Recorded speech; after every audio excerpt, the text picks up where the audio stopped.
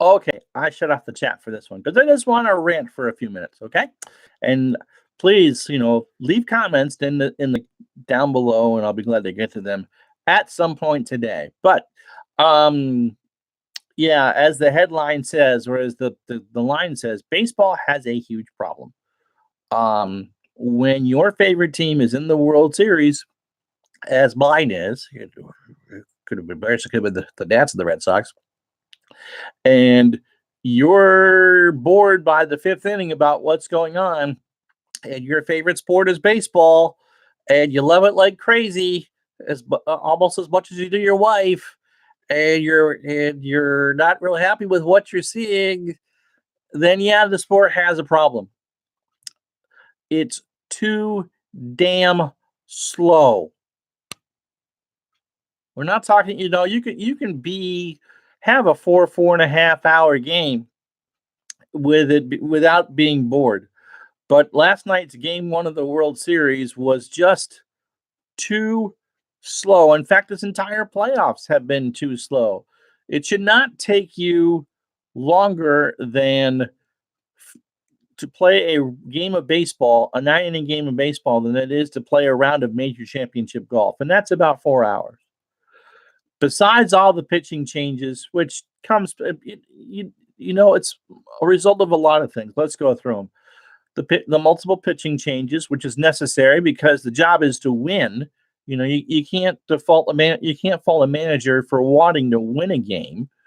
Um, all the commercials. Oh my gosh, it's like almost 3 minutes between each half inning, and you never know how long an inning's going to last. It could be 2 minutes. It could be 25 minutes, and then just the amount of time doing nothing during the course of an at bat, especially the runner on. At one point, I looked over last night, and Pedro Baez was pitching for the Los Angeles Dodgers. This is after game one of the World Series, by the way, if you're watching this later. And Baez takes about 40-45 seconds with nobody on base. And that's before anyone goes through and adjusts their gloves, or the batter step out of the box. I mean, David Ortiz was my favorite player for the longest time, but and then slap the gloves together after every pitch. Come on, as they say on the PGA Tour, while we're young. It's not that the games take too long. It's that there's just way too much dead time during the course of a game. I have the same problem watching the NFL. There's just nothing that goes on for long periods of time, and the networks know how to fill it with replays and music and endless commercial sets. It's kind of like listening to the radio today. We'll be back in 15 minutes, and before you hear another 45 minutes of your favorites. But first, these 15 minutes of commercials will make you press the button to change the station. And that's kind of where baseball is. I understand that, you have to do it for television. Television requires, being in front of all these eyeballs, and there's a premium to be paid. And it's not that Fox does a bad production of the game. I'm one of the few that really don't dislike Joe Buck and John Smoltz, even though I watch most of the games on mute anyway, because there's not that much to say. Yeah, baseball needs a pitch clock. Let's start with that one. You get in the box, you take a pitch, and you just do it. Get into a rhythm. You don't need to shorten the games as far as let's start the 10th inning with a runner on second or any of that. Let's just get back to basic pitcher batter interaction. You get the ball, you throw the ball.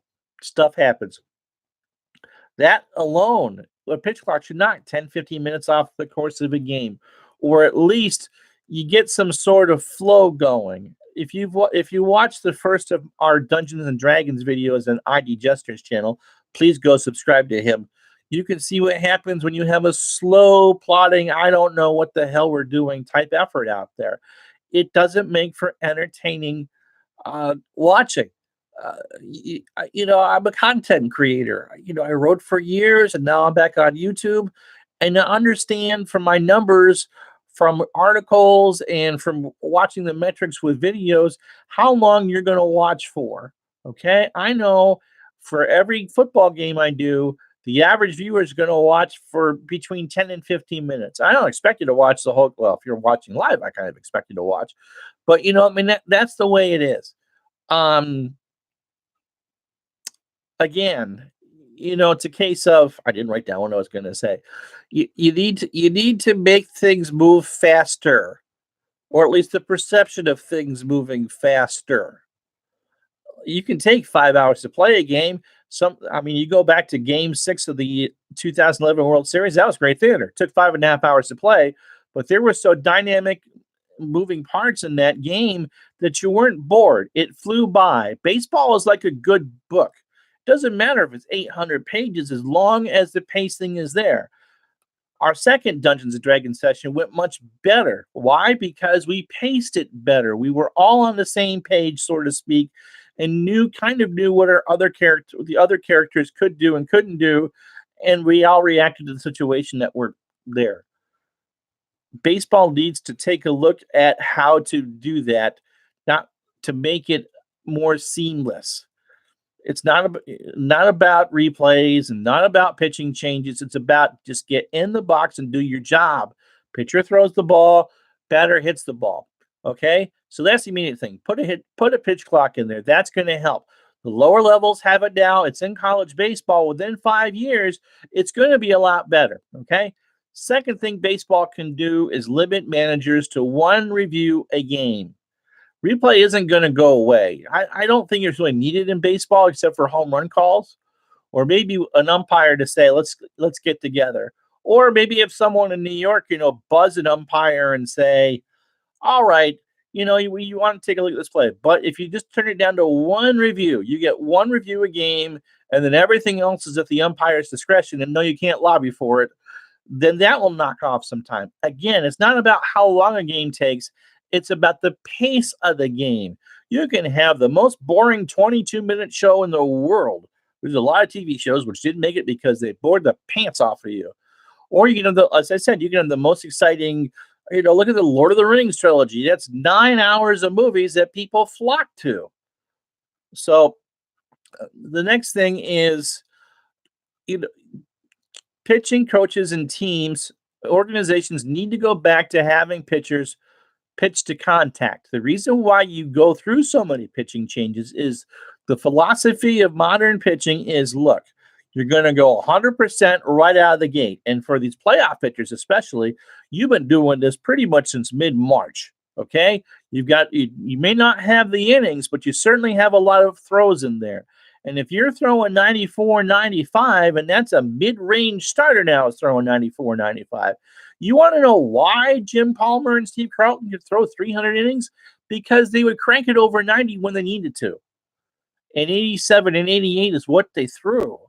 And they knew that they had to eat innings. It was more important to get to 27 batters than it was to make sure, okay, you just go out there, you throw me 5, 6 good innings, you go out there, you throw me at 98, 99 miles an hour. I mean, does Nathan Eovaldi look like a pitcher who can throw 99 miles an hour to you? But yet he was hitting 100 in the league championship series. Okay?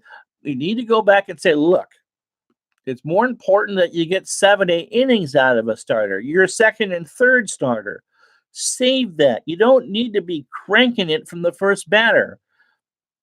Maybe you take away some of the batter's armor. Maybe you force the batters to stay in the box. Something has to give offenses down. But the reason why we have so many pitching changes is we're just telling pitchers to go straight out from the first pitch out of the gate. You don't need to save yourself anymore. We have 6 arms behind you that can do the job. Instead, maybe we should be going, okay, just give me what you can. Let's build up some strength. Let's stretch you out down the minors, and let's do this. I think that is going to be a saving grace. So reduce the replays down to 1 per team per game. Maybe have a central office buzz an umpire when they ask if they want to review it. It's interesting because in the World Series, the replay official in games 1 and 2 will be an umpire the rest of the series. Tim Timmons and Fielding Colbreth will switch when the series goes to Los Angeles, and Timmons will stay in New York to go do that. The other thing is also make it easier to see condensed games. you can I mean, there's unofficial highlight videos of every batter I saw there, and it was a 16-minute video. I didn't watch it that particular one, but you can distill a baseball game down to 16 minutes. Okay, maybe that should be offered. Offer a package of those over the air television to get people interested again. To look at, hey, look, this game does move around pretty well. It's never going to be football. It's never going to be as glitzy. It's never going to be as glamorous. It's a daily sport that you really can't bet on.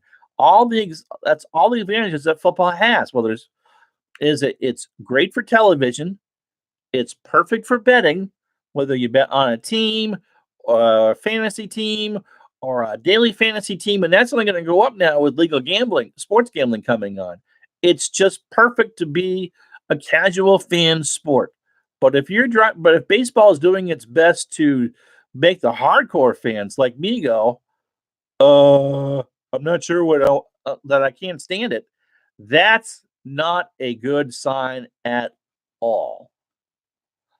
So maybe we start from there and see what happens. But a pitch clock has got to happen. There is no reason in the world, why a 9 inning game should take 4 hours. Just none. There's just none. You've got to quick, make the pace quicker. What would you do to speed up baseball? I want to know in the comments. What you would do to make baseball, what would make it more watchable for you? And no, not, 18 teams in New York and bringing Mickey Mantle from the dead is not going to happen. But what would make baseball a better sport for you to enjoy? Let me know in the comments. Let's see. Tomorrow it's football. It's Cleveland and Kansas City on this channel live at noon. Some of you will join us at 1 o'clock and remind me, and I'll try to give you the best summary we can after that. All right. Thanks a bunch. I'm Ron Juckett for Retro Sports Hit Video. Hit that like button, and I'll talk to you the next time.